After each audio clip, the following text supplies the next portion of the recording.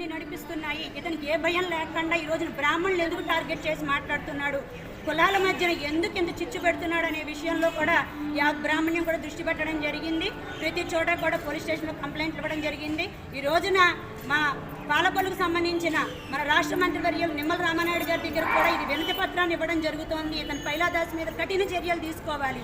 ఎందువల్లంటే ఈ రోజు రాష్ట్ర వ్యాప్తంగా జరుగుతున్న ఆగ్రహ జ్వాలలకి అతను ఒక లెటర్ పూర్వకంగా ఒక వీడియోలోనూ క్షమాపణ చెప్పడం జరిగిందే కానీ ఆ క్షమాపణ చెప్పే విధానంలో కూడా అతనిలో ఎక్కడ పశ్చాత్తాప గుణం అయితే మాత్రం మాకు ఎంతవరకు కూడా కనబడలేదు. ఒక సారీ చెప్పేసేసి అంటే ఈరోజు సోషల్ మీడియాలో బ్రాహ్మణ మహిళల్ని నీచాతి నీచంగా అవమానపరిచి మాట్లాడిన వ్యక్తికి ఒక క్షమాపణతోటి మేమందరం కూడా శాంతించే పరిస్థితి అయితే లేదని తెలియజేస్తున్నాం. ఎక్కడికి ఇతన్ని ముందుగా పార్వతీపురం నుంచి బహిష్కరించాలి. అదేవిధంగా ఏ ఊర్లోకి అతను వెళ్ళినా కూడా ప్రతి చోట కూడా అతనికి సంబంధించిన పోస్టర్లన్నింటినీ